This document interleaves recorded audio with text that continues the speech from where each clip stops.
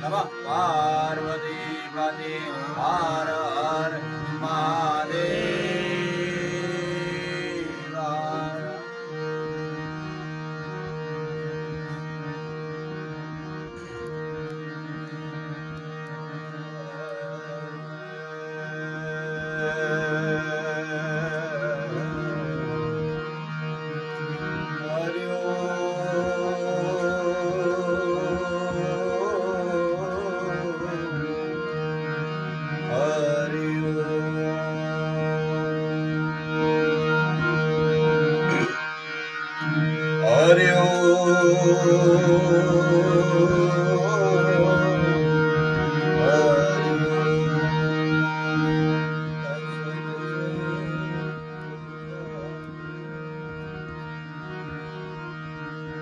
મા ચિંતા વિઘ્ન વિનાશિની માતુ કમલાસની મા સગી માતુ હંસવા માતુ યમને દેવ.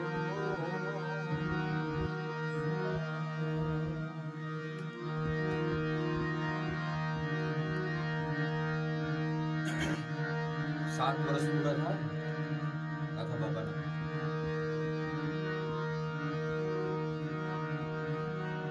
51 વર્ષ જીવન.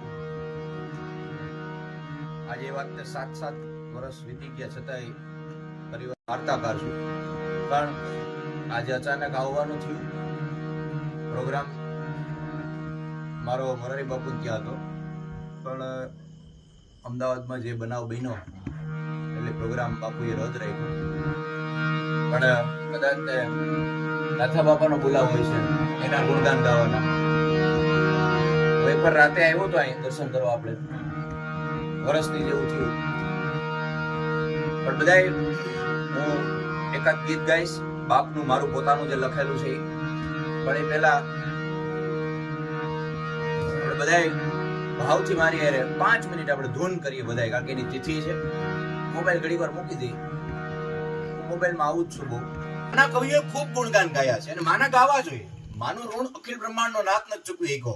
અખિલ બ્રહ્માંડનો નાથ કાળિયો ઠાકર માને એમ કહેતો કે હે માં, મારા અંગના ચામડા ઉતારી અને મોજડી બનાવી તને પહેરાવું તો તારા ઋણમાંથી મુક્ત નો થાવ.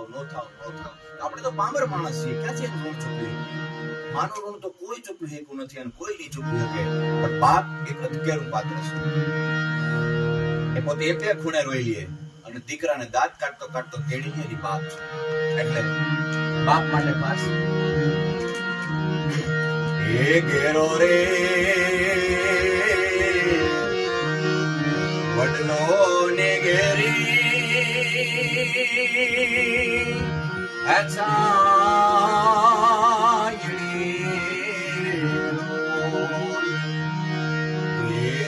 કુટુંબમાં રોઈ હે બાપ જા મીઠો છાયણો રે મારા બાપનો રે હે મીઠો છાયણો રે મારા બાપનો રે નો. બાપ અતકેરું પાત્ર છે. બાપ માટે કવિએ આમાં એ દર્શાવ્યું છે. બીજી કડીમાં બસ સુંદર લખ્યું છે